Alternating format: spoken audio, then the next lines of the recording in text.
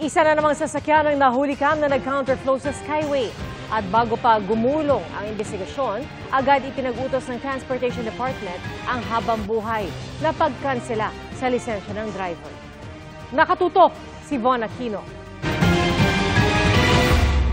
Sa kuhang ito ng CCTV, pasado 3:00 kanina madaling araw, makikita ang sasakyang ito na sinasalubong ang iba pang mga sasakyan sa opposite lane ng Skyway sa bahagi ng Bikutan sa Parañaque. Sa isa pang kuha, makikitang nagpa-flash pa ito ng kanyang headlight habang nagka-counterflow. Sa report ng Regional Highway Patrol Unit NCR at SLEC Sub-Office, umakyat sa Skyway Elevated Doña Soledad Toll Plaza northbound ang driver. Pero habang tinatahak nito ang northbound, nakakita umano ito ng bukas na steel bollard sa middle lane at lumipat sa southbound. Dito na siya nakita ng Skyway personnel. Nahuli ang driver sa Skyway Elevated sa harap ng Taguig Pateros Hospital. Inisyuhan siya ng violation receipt o temporary operator's permit para sa reckless driving at illegal counterflow. Sinabi ng driver sa Skyway personnel na akala nito'y pwedeng mag-counterflow. Ayon kay Transportation Secretary Vince Dizon, nag-counterflow ang driver matapos mag-U-turn sa Bikutan exit sa bahagi ng Doña Soledad. May sinasabi na nawala siya. Pero based dun sa CCTV footage ng Skyway, nag-U-turn siya illegally dun sa exit So ibig sabihin, kung nag-U-turn ka, alam mo yung ginagawa mo, hindi yung basta-basta ka na lang nawala Sabi ni Transportation Secretary Vince Dizon, nag-issue na ng show cause order ang LTO at sisimulan na ang investigasyon nito bukas. Pero bago pa man yan, iniutos na ni Secretary Dizon ang perpetual revocation ng lisensya ng driver. Kung ipatutupad, hindi na siya pwedeng magmaneho habang buhay. Hindi natin pwedeng palampasin. So, ito na yung ating inutos sa LTO. Kailangan mag-set tayo ng example dito na hindi pa pwede itong mga ganitong klaseng pang-aabuso sa kalye. Kasi potentially nakakamatay itong mga ganitong mga awa ng Diyos, wag ang nangyari. Sinusubukan pa ng GMA Integrated News na hanapin ang driver para makuna ng reaksyon. Dati nang may mga nangyaring pag-counterflow ng sasakyan sa Skyway. Takaw disgrasya ito at nakamamatay pa.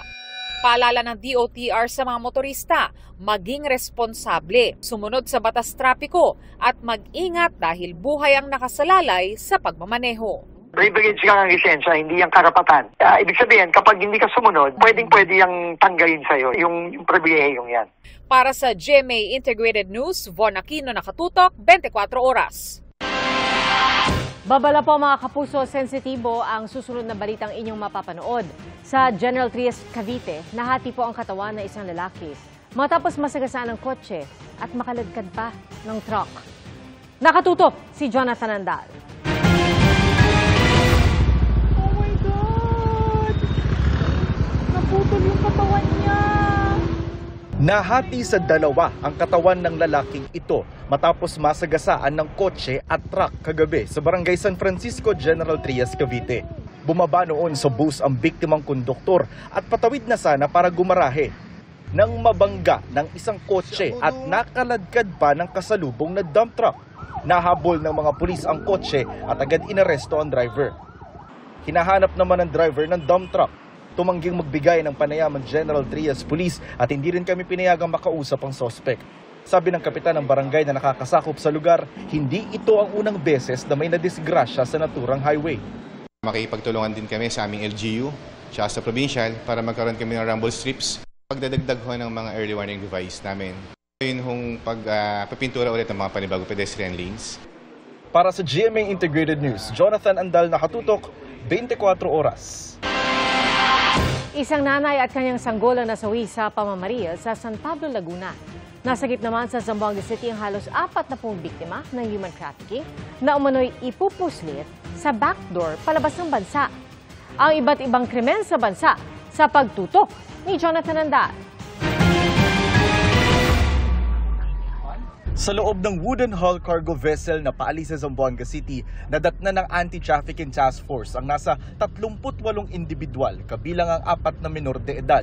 Sa pamamagitan ng backdoor o pagdaan sa Tawi-Tawi, dadalhin na raw sana sila sa Sabah pero naharang sila ng mga otoridad. 8 babae raw ang may hawak na pasaporte at may tourist visa papuntang China.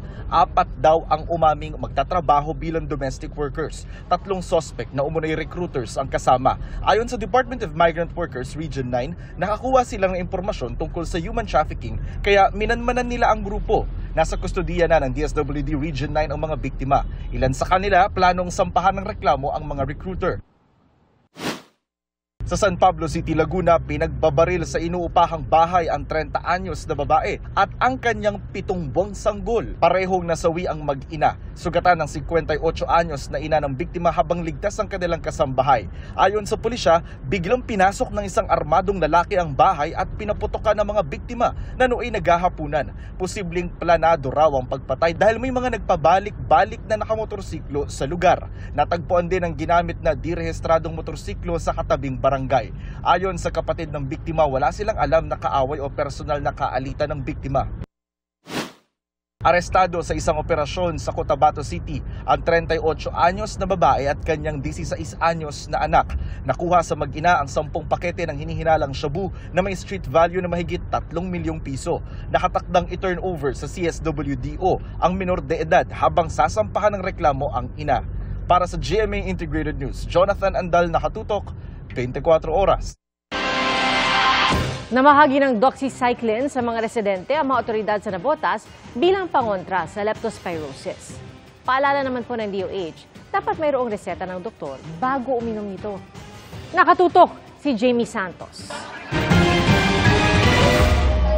Bukod sa food packs at gamot, kasama ring ipinamahagi ng mga tauhan ng barangay NBBS Dagat-Dagatan sa Navotas sa mga residente ang 4 na tableta ng doxycycline.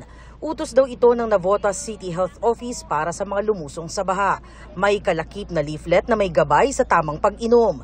Ipinaliliwanag din ng barangay health worker at nurse na preventive measure daw ito laban sa leptospirosis. Yung dalawang gamot sa ano lang yung paglusong, pero pag may sugat po, good for 5 days ang bigayo po. So pero yung bawat po magki-claim ng yung ating may mga staff, tatanungin po natin kung lumusong or hindi po. Iyan po kailangan inumin lang kapag nalusong sa baha. At lalo't may sugat. Isa sa mga nakatanggap ng food boxes at gamot si LC. Hindi raw niya naiwasang lumusong sa baha kamakailan. Hindi ka kikita, hindi ka kakain pag di ka lumusong sa baha. Mahirap din kapag tinamaan ng leptospirosis, sakit na karaniwang nakukuha sa ihi ng daga, lalo na kung nahahalo ito sa baha.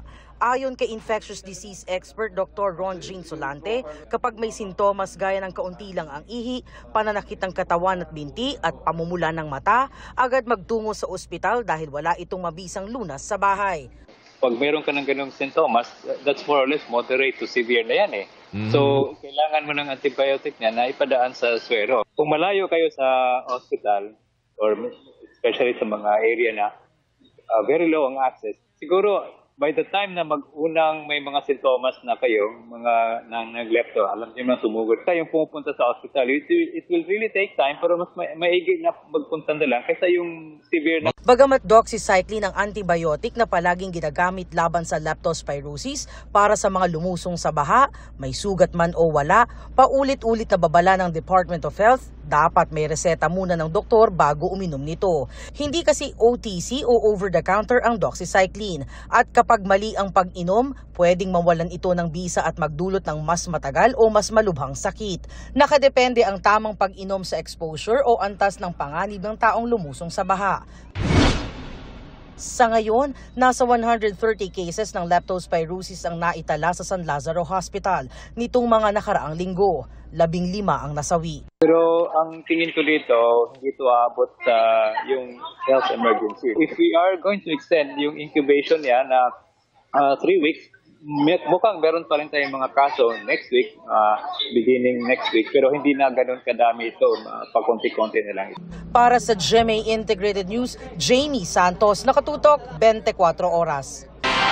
Matapos ang oil price hike, asahan ng rollback sa presyo ng petrolyo sa Martes. At sa tansya po ng kumpanyang Unioil, piso at 30 sentimo hanggang piso at 50 sentimo ang posibleng tapyas sa kada litro ng diesel. 50 hanggang 70 sentimo naman sa kada litro ng gasolina. Ayon sa Oil Industry Management Bureau, ilan sa madahilan ng rollback ay ang pagtaas ng pandaigdigang supply ng langis at ang kawalan ng katiyakan sa polisiya ng taripa ng Amerika sa mga bibili ng Russian oil. Nagsama-sama ang mga estudyante at space science experts ngayong Philippine Space Week sa pangunguna ng Philippine Space Agency o PhilSA. At kabilang sa mga highlight ng exhibit, ang replika ng satellite para sa land and coastal imaging na target pong i-launch sa susunod na taon. At ang mga nadiskubreng meteorite sa bansa. Nakatutok si Katrina Son. Mukhang simpleng mga bato pero lahat galing sa kalawakan. At dito sa Pilipinas bumagsak at natagpuan.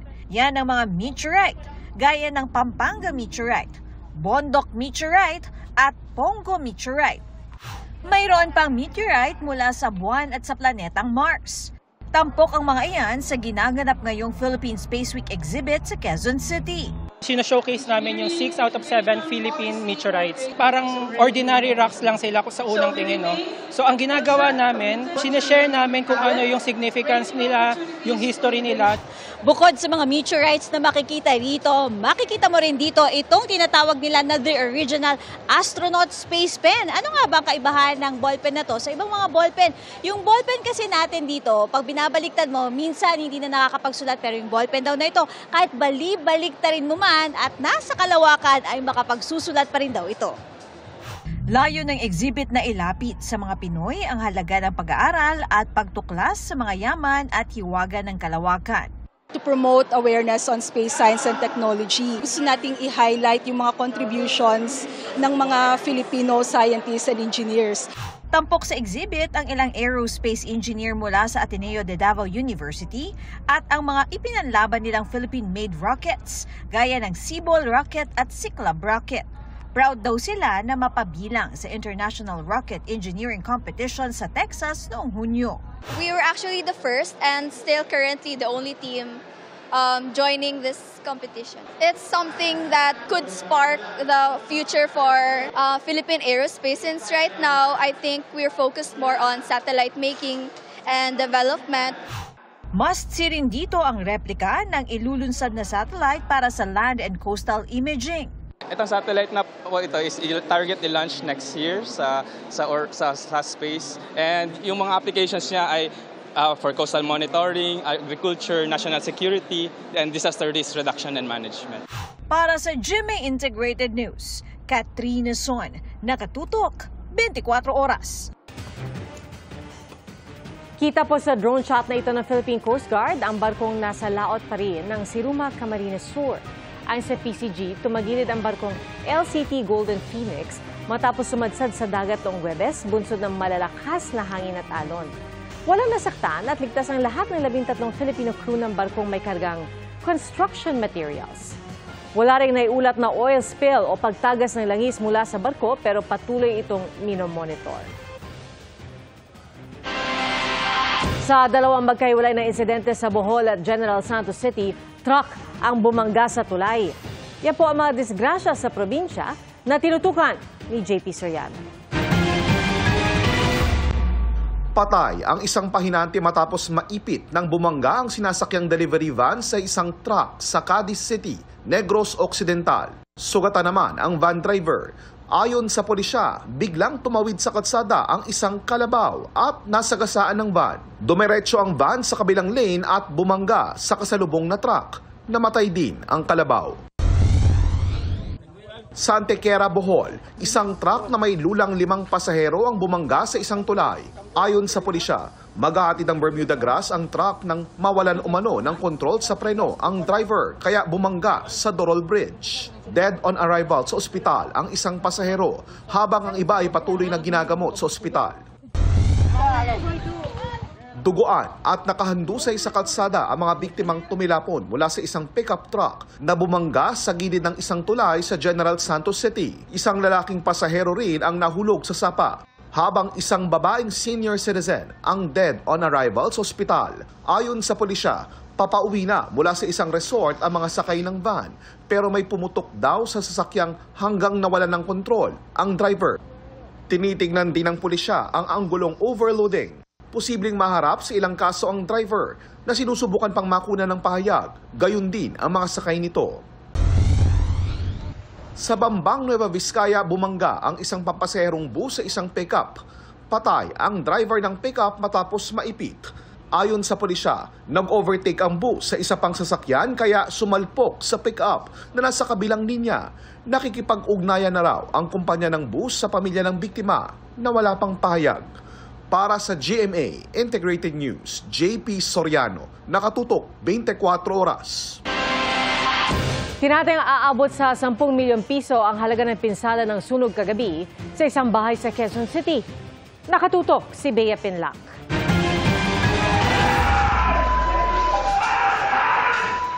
Pasado alas 4 kaninang madaling araw, ginising ng malaking apoy ang ilang taga-barangay Joaquino Zobel, Quezon City. Sumiklab ang sunog sa isang bahay. Sa lakas ng apoy, bumigay ang ikalawang palapag nito. Made of pan kasi yan, yung mga kahoy lang. Tapos makita naman natin yung structure is luma na, kaya mabilis pa yung pagkalat ng apoy. Tumangging humarap sa kamera ang pamilyang nasunugan. Maliban sa 2 sasakyan at mga passport, wala na raw silang naisalbang gamit mula sa sunog. Nagtamo ng first-degree burn sa braso ang 29 na taong gulang na lalaking anak ng pamilya nang subukan raw niyang magsalba ng iba pang gamit. Aniya may opisina at bodega rin sa bahay na ginagamit nila sa negosyo bilang supplier ng mga ilaw. Tinatayang aabot daw sa 10 milyong piso ang halaga ng pinsala. Ayon sa BFP, posibleng faulty electrical wiring ang sanhi ng apoy. Mag-aalas 5:30 na ng madaling araw nang tuluyang maapula ang sunog na umabot sa unang alarma. Patuloy ang investigasyon sa insidente. Nagpaabot na rin ng tulong ang mga otoridad. Para sa GMA Integrated News, Bea Pinlac, nakatutok 24 oras.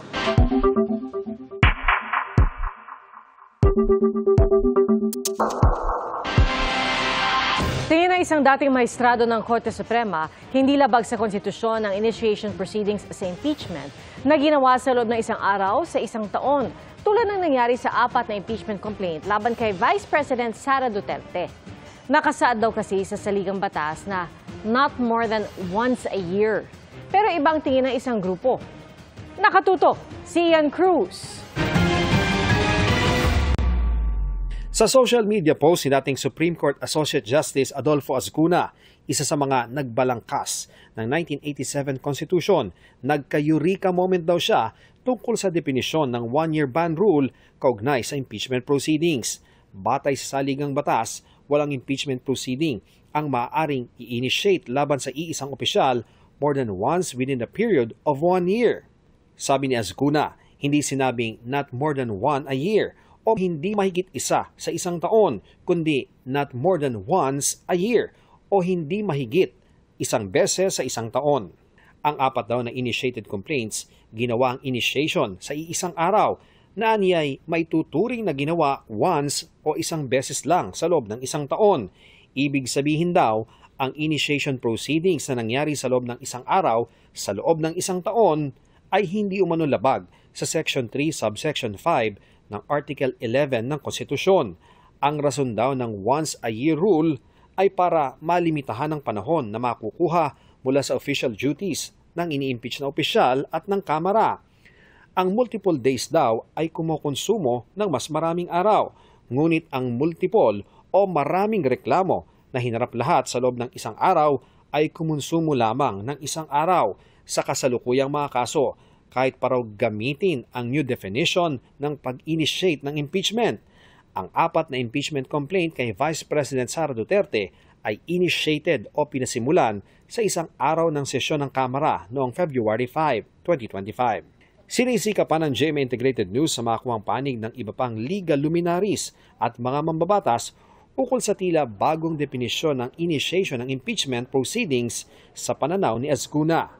Pero ang National President ng Integrated Bar of the Philippines, sinabing ang kanilang posisyon ay ang umiiral na interpretasyon na not more than 1 a year kaugnay sa pagsimula ng impeachment proceedings. Ito para maiwasan anya ang hindi kailangan o harassment complaint laban sa mga impeachable na opisyal. Para sa GMA Integrated News, Ian Cruz, nakatutok 24 oras.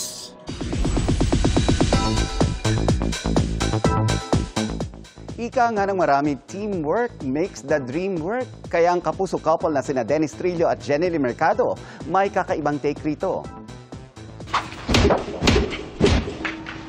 Sa isang kwelang video, makikita ang tila pag-workout ni Dennis. Pero tuwing titigil o tatama rin siya, nandiyan naman si Jen para may ibang paraan para mang-motivate. Biro ng netizen, sisipagin ka talaga kasi kung hindi, matatamaan ka kay wifey. In the end, tila very effective naman ang kanilang fitness routine.